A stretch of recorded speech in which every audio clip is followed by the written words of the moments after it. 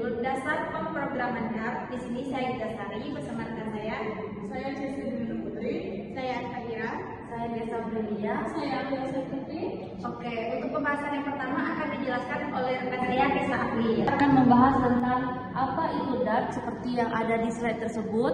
DART adalah bahasa pemrograman yang dikembangkan oleh Google pada tahun 2011 untuk membuat aplikasi modern seperti aplikasi mobile, web, dan desktop.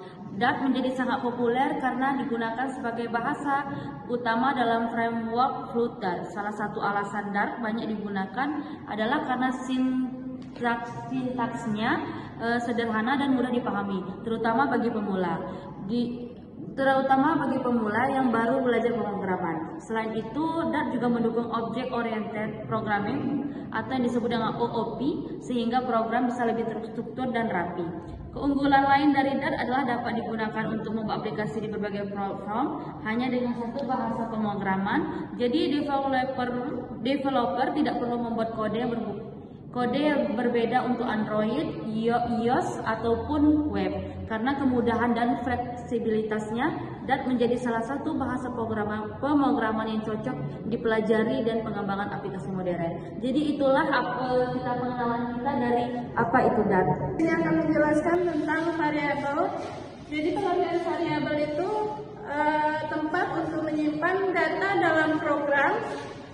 Misalnya menyimpan nama, angka, atau informasi lain yang dibutuhkan aplikasi. Ada 3 jenis. Yang pertama ada var.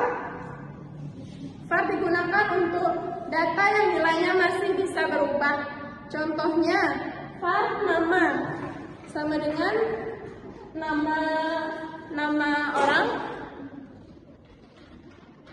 Jadi var ini cocok dipakai untuk data yang berubah-ubah seperti nama pengguna, skor game, atau jumlah barang. Yang kedua itu ada final. Final ini digunakan untuk data yang hanya boleh diisi satu kali. Contohnya yaitu final PI sama dengan 3.14. Kalau sudah diisi, nilainya tidak bisa dirubah lagi. Biasanya digunakan untuk data yang tetap selama program berjalan. Yang ketiga ada cost. Cost digunakan untuk nilai yang benar-benar tetap dari awal pemrograman. Contohnya, cost max sama dengan 100. Bila jadi nilai tersebut sudah pasti tidak akan berubah lagi sama sekali. Biasanya dipakai untuk nilai tetap seperti ukuran warna atau konfigurasi aplikasi.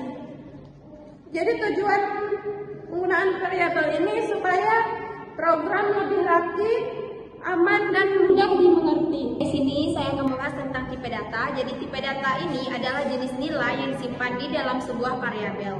Tipe data digunakan agar program dapat mengenali dan mengolah data dengan benar.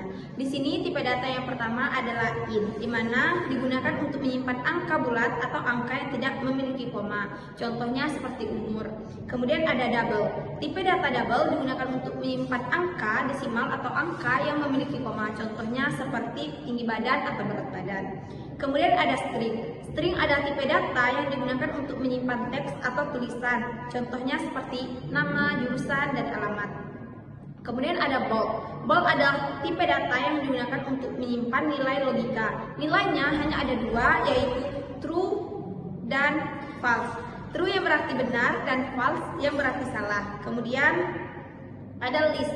Tipe data ini digunakan untuk menyimpan banyak data dalam satu variabel. Contohnya seperti daftar nama, daftar nilai, daftar barang, atau daftar aplikasi. Kemudian yang terakhir ada map. Tipe data ini digunakan untuk menyimpan data dalam bentuk pasangan key atau value. Key berarti nama data, sedangkan value berarti isi data. Contohnya seperti nama, titik, kemudian umur, titik. Jadi kesimpulannya, tipe data sangat penting dalam pemrograman karena membantu program memahami jenis data yang akan digunakan. Baik, di sini saya akan menjelaskan function atau fungsi. Function adalah kumpulan kode yang dibuat untuk menjalankan tugas tertentu dan bisa dipakai berulang kali supaya program lebih rapi dan tidak menulis kode yang sama terus-menerus, yaitu ada return type. Return type adalah tipe data hasil yang dikembalikan fungsi. Yang ini berarti hasilnya berupa bilangan bulan. Yang kedua ada parameter. Parameter adalah data yang dimasukkan ke dalam fungsi. Contohnya, A dan B adalah parameter untuk dihitung. Yang ketiga ada arrow function. Arrow function adalah cara singkat menulis fungsi. Yang keempat ada void. Void digunakan jika fungsi tidak mengembalikan nilai. Jadi, manfaat function adalah kode lebih rapi, mengurangi pengulangan kode, mudah untuk dibaca dan diperbaiki.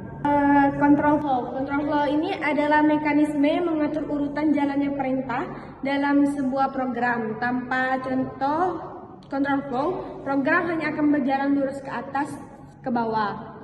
Nah, control flow ini terbagi menjadi 3. Yang pertama itu ada percabangan, seperti if else, itu digunakan untuk mengambil keputusan berdasarkan kondisi tertentu. Misalnya, if digunakan untuk logika yang fleksibel. Terus yang kedua itu ada switch case. Dia itu lebih rapi digunakan jika kamu ingin mengecek satu variabel terhadap banyak nilai yang tetap. Nah, yang kedua itu ada perulangan atau looping.